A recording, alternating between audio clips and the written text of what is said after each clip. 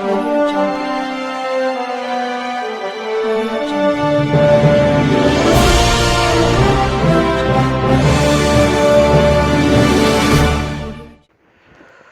नमस्कार दोस्तों, फिर से स्वागत है आपका अपने YouTube चैनल संकल्प क्लासेस मंडावर में। देखिए दोस्तों, हम यहाँ कक्षा 12 का मैटर जो पढ़ रहे थे अपन क्लास 12th, और इसमें हम पढ़ रहे थे अवकलन। अवकलन जो हम यहाँ पढ़ रहे थे, डेरिवेटिव, इसमें देखिए हम बहुत कुछ मैटर पढ़ चुके थे। अब इसका लास्ट टॉपिक रहता है आपका रोले का मध्यमान प्रमेय आपके पास, और एक लांगराज मध्यमान प्रमेय। अब इसमें हमें कुछ थोड़ा सा ध्यान रखना होता है, तब जाके हम कुछ कर पाते हैं। तो यहाँ देखिए यूनिट 7.6 है आपकी अवकलन, कक्षा 12 का मैटर हम पढ़ रहे हैं रोले का मध्यमान प्रमेय, या रोल से आपके पास मीन वैल्यू थ्योरम्स। अब देखिएगा, इसमें हम जो पढ़ते हैं सबसे पहले इसका एक आपके पास में तरीका होता है, इसकी कुछ शर्तें होती हैं, उन शर्तों को यहाँ क्लियर करना होता है, तब जाके हम रोले प्रमेय को सत्यापित कर पाते हैं। और ये प्रश्न जो आपका आता है वो भी पूरे 3 नंबर का प्रश्न होता है बोर्ड के अंदर। कम से कम 3 नंबर आपके पास में आता है बोर्ड में आपका प्रश्न। तो दोस्तों बहुत आसान है, यदि आप थोड़ा सा समझने की कोशिश करेंगे तो इतना आसान है ये मैटर, आपका बिल्कुल आसान बना दूंगा मैं इसको, यदि आप थोड़ा सा ध्यान दीजिएगा, वीडियो को अंत तक देखिएगा, जिससे आपको ये मैटर बिल्कुल समझ में आ जाए। बीच में छोड़कर मत भागिएगा, नहीं तो आपको मैं विश्वास दिलाता हूँ कि ये मैटर इतना क्लियर और इतना आसान बना दूंगा, आपको कभी भी दिक्कत नहीं आएगी। यानी हम रोले का मध्यमान प्रमेय पढ़ेंगे तो इसकी कुछ कंडीशन होती है, वो देखिएगा आप। हमारे पास में है, यदि आपको दे रखा है कोई, यदि आपके पास में एक वास्तविक फलन है, यदि एक वास्तविक फलन f सवृत्त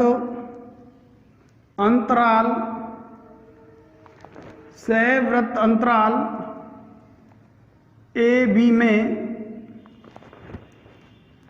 इस प्रकार परिभाषित है कि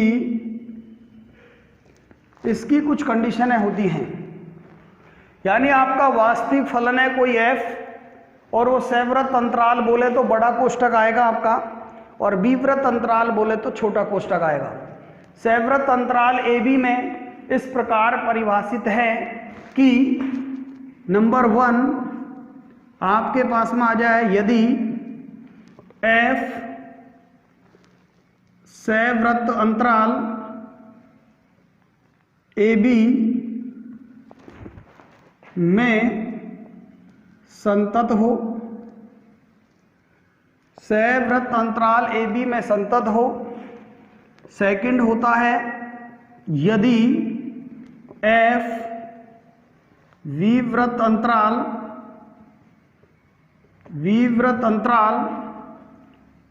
ए बी में अवकलनीय हो।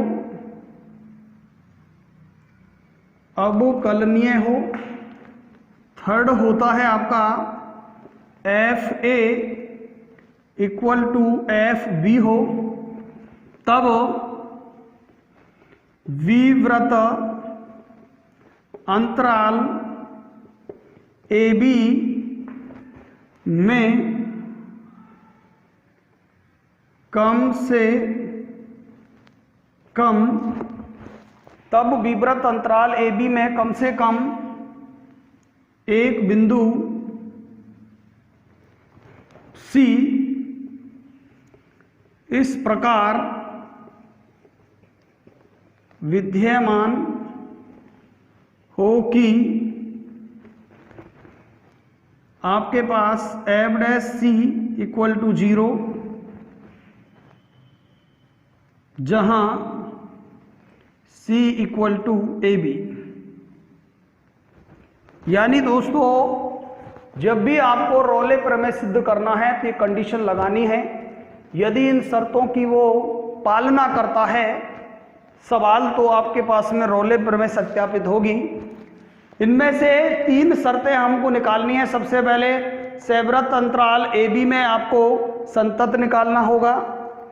यदि f आपका विवृत अंतराल ए बी में अवकलनीय हो और एफ ए का मान एफ वी के बराबर हो, यानी ये तीनों कंडीशन आपकी सत्य हैं, तो हम चलते हैं तब विवृत अंतराल ए बी में कम से कम एक बिंदु सी इस प्रकार विद्यमान हो या इस प्रकार स्थित हो कि F dash C equal to 0 और सी आपका जो बिलोंग्स टू है ए बी में है, यानी सी का जो मान आना चाहिए वो ए और बी, यानी F dash C equal to 0 जो है आपका, वहाँ से अपना जो मान निकल के आएगा सी का, वो ए और बी के बीच में आना चाहिए। अब देखिए यहाँ आपके पास में थोड़ा सा ध्यान देने की बात है। देखिएगा दोस्तों, एक हमारे पास ये वाला कोष्टक होता है, एक ये, एक हमारे पास ये, एक हमारे पास ये कोष्टक हम जो पढ़ते हैं उनको थोड़ा सा ध्यान दे लीजिएगा, क्योंकि कभी कभी हम इनको गलत पढ़ लेते हैं और गलत पढ़ने से हमारा सवाल भी गलत हो जाता है। यहाँ देखिएगा, यदि आपका बड़ा कोष्टक है तो इसको हम पढ़ते हैं सैवृत अंतराल, यानी बड़ा कोष्टक है तो सैवृत अंतराल बोलते हैं। छोटा कोष्टक है तो इसको विवृत अंतराल बोलते हैं। एक तरफ बड़ा और एक तरफ छोटा है, यानी ये दोनों हमारे पास, आप इसको बोल सकते हैं अर्ध सैवृत या अर्ध विवृत अंतराल। कभी कभी ये हमारे पास आते हैं 8वीं प्रश्नावली, जब हम पढ़ते हैं उस 8वीं प्रश्नावली के अंदर इन कोष्टकों का प्रयोग होता है। जिन्हें पूरा पता होता है तो ठीक है, नहीं तो वो इसको गलत मानकर पढ़ लेते हैं, या तो बड़ा बना देते हैं या छोटा बना देते हैं।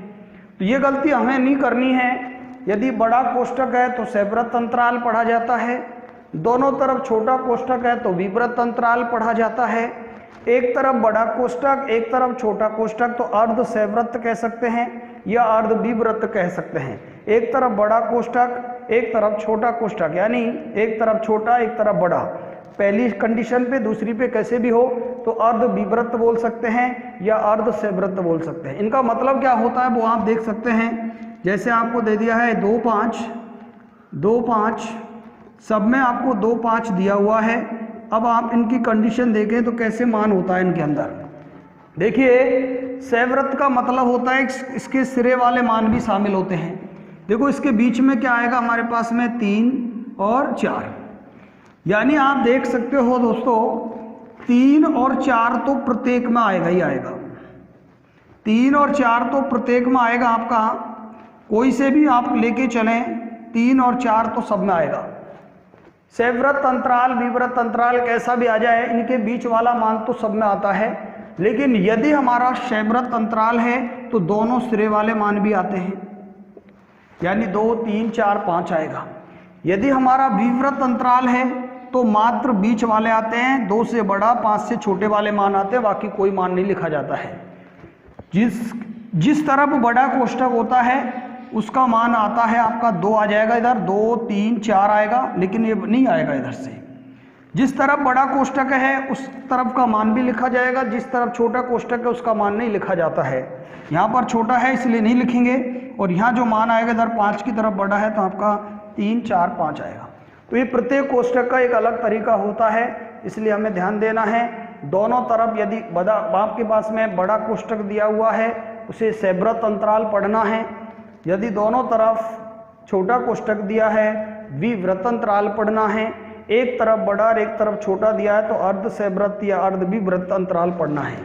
इस तरीके से हमारे पास किसी भी प्रश्न को हम हल करें तो हम आसानी से हल कर सकते हैं। अब देखिए दोस्तों, अपन यहाँ पढ़ा कि रोले की जो प्रमेय सिद्ध करते हैं उसमें ये तीनों शर्तें होती हैं। यदि इन तीनों शर्तों में से एक भी शर्त आपकी सत्यापित नहीं हो तो रोले प्रमेय सत्यापित नहीं होती है। यदि पहली शर्त सत्य नहीं है तो दूसरी तीसरी निकालने की जरूरत नहीं है आपको। यदि आपकी पहली तो सत्य है दूसरी नहीं है तो तीसरी निकालने की जरूरत नहीं है। पहली और दूसरी सत्य और तीसरी नहीं हो तो आपके पास आगे का मैटर निकालने की जरूरत नहीं है। यानी जब तक ये तीनों शर्तें संतुष्ट नहीं होती हैं आपके रोले प्रमेय सत्यापित नहीं होती है। आगे तभी करते हैं जब हमारे पास तीनों शर्तें सत्यापित हो, सत्य हो, वैध हो, और इनमें से एक भी शर्त के वैध नहीं होने पर, सत्य नहीं होने पर आपके रोले प्रमेय भी सत्यापित नहीं होती है। किसी भी प्रश्न को हल करने का यही तरीका होता है, यही विधि होती है, यही मैटर होता है। बस केवल आपको तरीका ध्यान रखना है। अब देखिए इसमें जो होता है हमारे पास, वो देखिएगा ध्यान से कि हमारे पास जो प्रश्न होता है उस प्रश्न को हम किस तरीके से हल करते हैं, और ध्यान देने की कोशिश कीजिएगा। हमें यहाँ पर पूरी तरीके से हल करके बताने की जरूरत नहीं पड़ती है। कुछ आपके पास में यहाँ पर फैक्ट होते हैं, उनको याद रखना होता है आपको। यदि दोस्तों आपके पास में यहाँ पर आ जाए आपका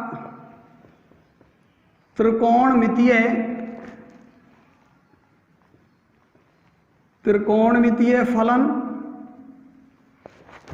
यानी आपके पास में आ जाए sin x, cos x, tan x इत्यादि। यदि आपके पास में यही देखिएगा ध्यान से, आपके पास में आ जाए चरघातांकीय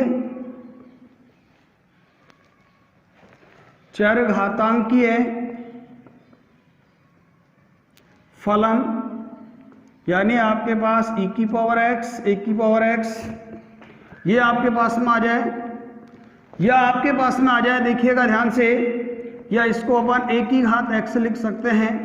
यदि आपके पास में आ जाए यहाँ पर बहुपदीय फलन, बीजीय बहुपदीय फलन, बीजीय बहुपदीय फलन, जैसे आपके पास में होता है f(x) = x² + 2x + 5। आपके पास में आ जाए मापांक फलन, यानी f(x), देखिएगा f(x) = आपके पास में आ जाए mod of x। आपके पास में आ जावे यहाँ पर महत्तम पूर्णांक फलन, ये आपका होता है f(x), बड़े कोष्टक में x आ जाए आपका।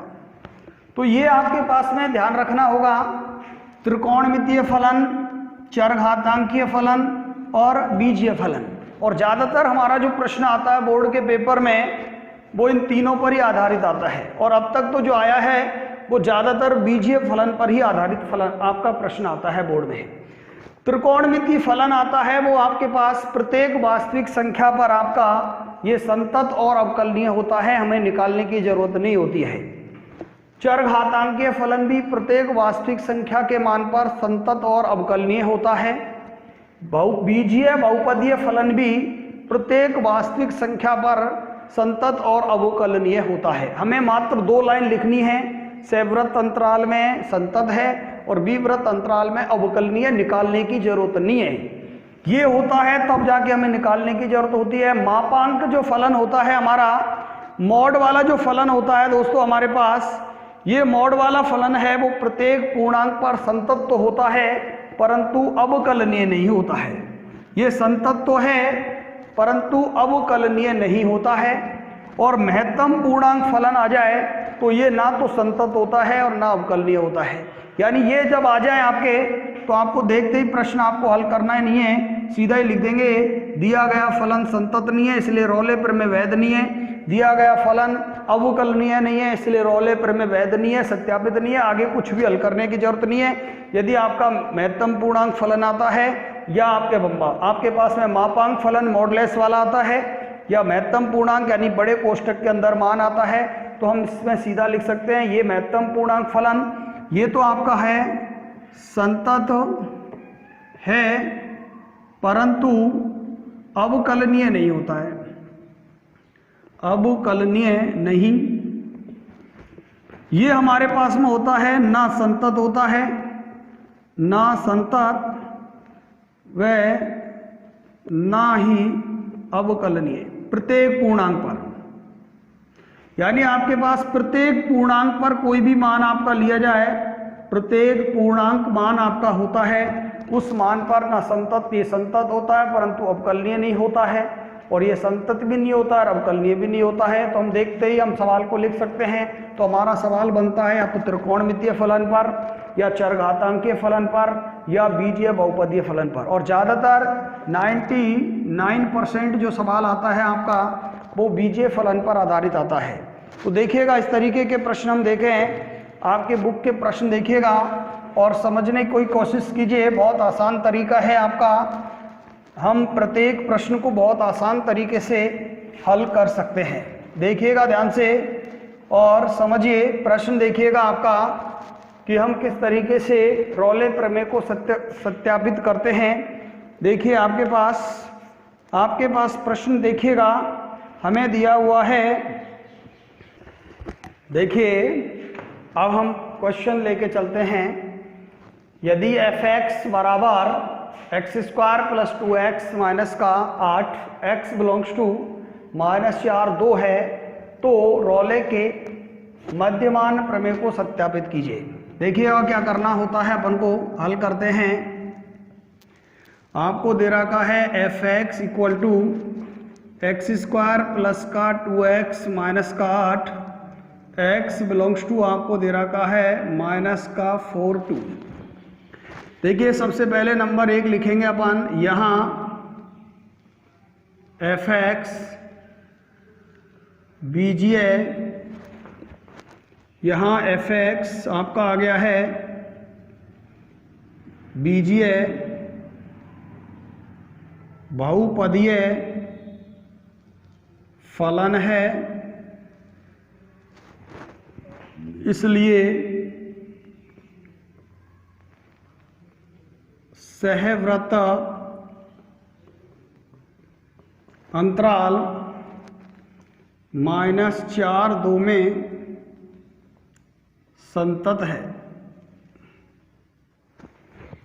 सेकंड लिखेंगे आप, इसका अवकलन करना होगा आपको। इसका अवकलन करेंगे f(x) = x² का अवकलन 2x + 2x का अवकलन 1 और अचर राशि का अवकलन 0, जो अंतराल -4 2 में परिमित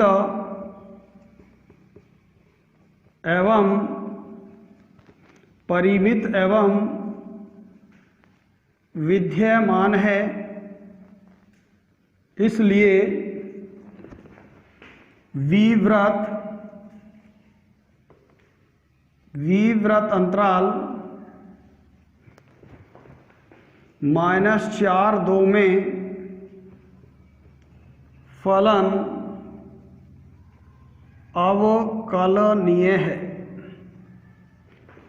आपके पास में आ गया फलन अवकलनीय है। और ये आपके पास दोस्तों कोई भी आपका बीजगणितीय फलन इस तरीके आपका आता है तो आपका x के रूप में कोई भी फलन आ जावे, उन सारे प्रश्नों के लिए 2 लाइन आपकी कॉमन है। ये यों की यों लिखी नहीं है आपके पास, इसी तरीके से और कोई चेंज नहीं है, मात्र अंतराल चेंज करना है आपको और ये फलन चेंज करना है, बाकी सेम इस तरीके से लिखना है। यानी यहाँ f(x) बीजीय बहुपदीय फलन है, इसलिए सहव्रत अंतराल में संतत करना है और इसका एक बार अवकलन करना है, जो अंतराल -4 2 में परिमित एवं विद्यमान है, इसलिए विवृत अंतराल -4 में फलन अवकलनीय है। देखिए परिमित और विद्यमान का मतलब क्या है, इसमें से उठाकर आपको मान रखना है। जैसे -4 2 में से रखें, -3 रखें तो 3 दूनी 6 प्लस का 2 तो माइनस का 2 बच जाएगा, 2 रखें तो 2 दूनी 4 और ये आपका माइनस का 2 बचेगा, 0 रखें तो 2 बचेगा, 1 रखें तो 4 हो जाएगा। यानी ये मान आना चाहिए, यानी अनंत नहीं आना चाहिए, अनंत वाली कंडीशन नहीं बननी चाहिए। अगर कोई भी मान आपका आता है तो ये परिमित बोलेंगे और विद्यमान बोलेंगे और इसको अपन अवकलनीय कर देंगे। इसके बाद में इसकी तीसरी शर्त जो होती है आपकी, वो आपको निकालना होता है f(x) आपको दिया हुआ है x² प्लस का 2x माइनस का 8 और इसमें अपन एक तो निकालते हैं fa और एक निकालते हैं fb। a बराबर पहला मान, b बराबर दूसरा, तो a के स्थान पर हम क्या रख देंगे माइनस का 4, याद रखिएगा -4 का स्क्वायर प्लस 2 -4 माइनस का 8, -4 का वर्ग करेंगे तो आपके पास में क्या हो जाएगा 16 और ये करिएगा, देखिए एक प्लस की एक माइनस की तो माइनस का 4 दूनी 8 और ये भी हमारे पास माइनस का कितना है 8, 8 और 8 16 में से 16 घटाएंगे तो आपका 0 आ जाएगा। इसके बाद में आपके पास में f दूसरा मान रखेंगे अपन, कितना है हमारे पास में 2 रखिए इसमें तो क्या आ जाएगा 2 का स्क्वायर प्लस 2 × 2 माइनस का कितना आ गया 8, 2 का वर्ग कीजिएगा कितना हो गया 4, ये भी 2 दूनी 4 माइनस का 8, 4 और 4 8 में से 8 घटाएंगे तो आपके पास में 0।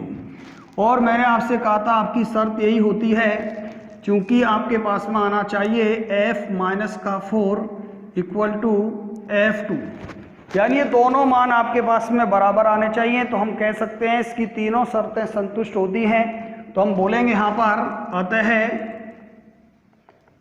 फलन रोले प्रमेय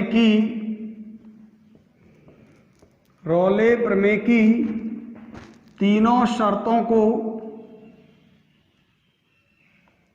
संतुष्ट करता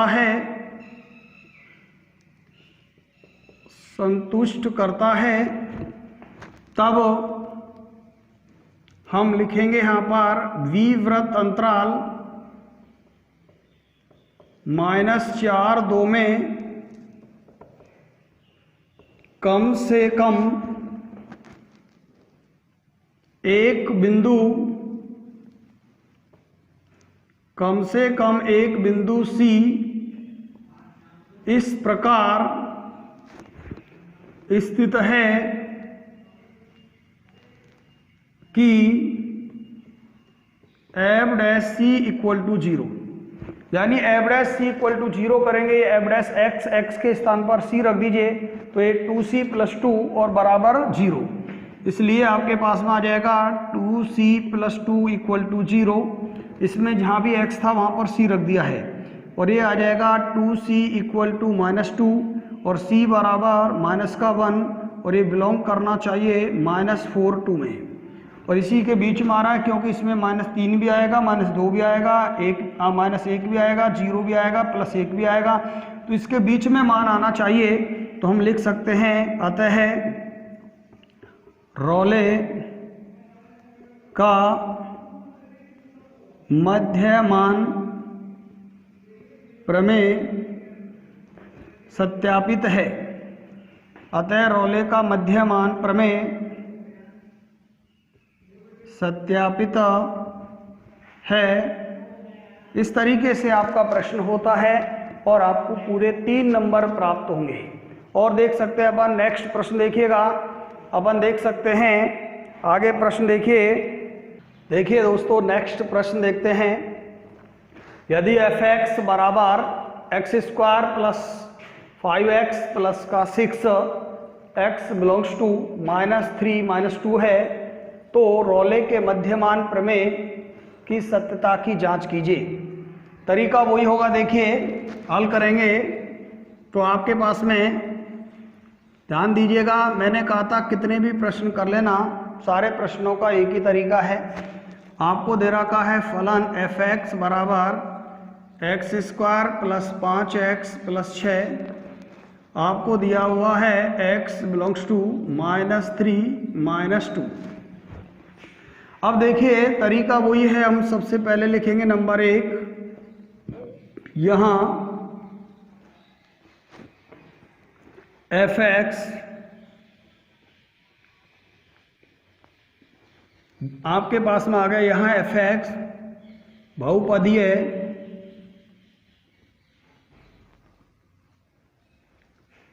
बीजीय फलन है,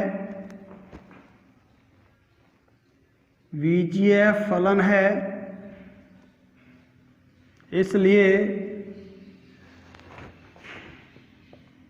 सहव्रत अंतराल -3 -2 में संतत है। इसके बाद इसका अवकलन करना है आपको, एक बार देखिएगा f(x) इक्वल टू, यहाँ अवकलन कीजिए, x² का 2x, 5x का x का 1 हो जाएगा तो क्या आ गया 5, और 6 का अवकलन 0, जो आपके पास में आ गया है अंतराल -3 -2 में परिमित एवं विद्यमान है, इसलिए विवृत अंतराल -3 -2 में फलन अवकलनीय है। और ये मैंने आपसे कहा था प्रत्येक प्रश्न का सेम तरीका है, इतना आपको लिखना है। इसके बाद थर्ड इसकी स्थिति होगी, f(x) आपको दिया हुआ है x² + 5x + 6। अब आपको a और b का मान रखना है, यानी -3 रखना है, -2 रखना है, दोनों पर समान मान आना चाहिए। तो हम रखेंगे f-3 बराबर -3 का स्क्वायर 5 गुणा -3 प्लस का 6, -3 का वर्ग कीजिए 9, 3 पंजे 15 प्लस का 6, ये प्लस ये माइनस तो आपका माइनस आ जाएगा। 9 और 6 15, और 15 में से 15 घटाएंगे 0। f-2 तो आपके पास में आगे इसमें रखिए -2 का स्क्वायर प्लस 5 गुणा -2 प्लस का 6, -2 का वर्ग कीजिएगा 4, ये माइनस का 10 प्लस का 6 और 4 10, और 10 में से 10 घटाएंगे तो 0। तो यहाँ दोनों मान आपके पास में बराबर आने चाहिए। तो देखिएगा क्या आ गया, बोलो, चूंकि f-3 इक्वल टू f-2, और मैंने कहा था ये तीनों शर्त संतुष्ट होती हैं, संतत भी है, आपका अवकलनीय भी है, और fa बराबर f भी है। तो आपको लिखना है, अतः फलन रॉले प्रमेय की तीनों शर्तों को, रॉले प्रमेय की तीनों शर्तों को संतुष्ट करता है।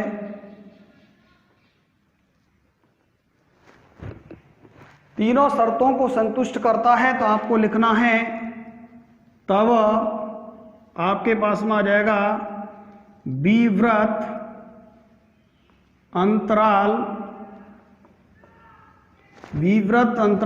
आपका हो गया -3 -2 में कम से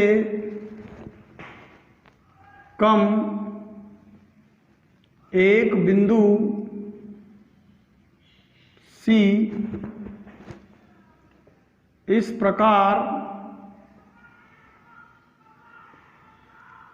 प्रकार स्थित है कि आपके पास में आ जाएगा, इस प्रकार स्थित है कि F dash C equal to 0। रखिए मान, ये एफ डैश एक्स है, यहाँ सी रख दीजिए, तो एफ डैश सी का मान 0 कर देंगे तो 2c + 5 इक्वल टू 0, यानी हमारे पास में आ जाएगा, इसलिए 2c + 5 equal to 0, 2c equal to -5, c equal to -5/2 belongs to, आपके पास में आना चाहिए -3 -2, यानी 5 का आधा 2.5 हो जाएगा, दोनों के बीच में ही आएगा। तो हम लिख सकते हैं, अतः रोले का मध्यमान प्रमेय सत्यापित है या सिद्ध होता है या वैध है। इस तरीके से हम किसी भी प्रश्न को हल कर सकते हैं दोस्तों, और ज़्यादातर इसी टाइप का प्रश्न आता है। अब तक जो बोर्ड में आया है इसी टाइप का प्रश्न आया है, तो आप इस तरीके के प्रश्नों की प्रैक्टिस कीजिएगा और ये वीडियो अपने दोस्तों में शेयर कीजिएगा, जिससे उनको भी इस तरीके का मैटर पढ़ने का लाभ मिल सके और वो भी अपने मैटर को क्लियर कर सकें। इसके बाद दोस्तों हम इसकी नेक्स्ट प्रमेय लेके चलेंगे अगले पार्ट्स के अंदर, यानी उसकी लाग्रांज मध्यमान प्रमेय। उसका थोड़ा सा चैप्टर अलग है, तब तक आप इसका रिवीजन कीजिएगा, अपने दोस्तों में शेयर कीजिएगा, कमेंट करके बताइएगा कि आपको वीडियो कैसी लगी, और हमारे चैनल को सब्सक्राइब कीजिएगा, जिससे आपको इस तरीके का मैटर रेगुलर मिलता रहे और आपकी अच्छी तैयारी होती रहे। थैंक यू दोस्तों, धन्यवाद।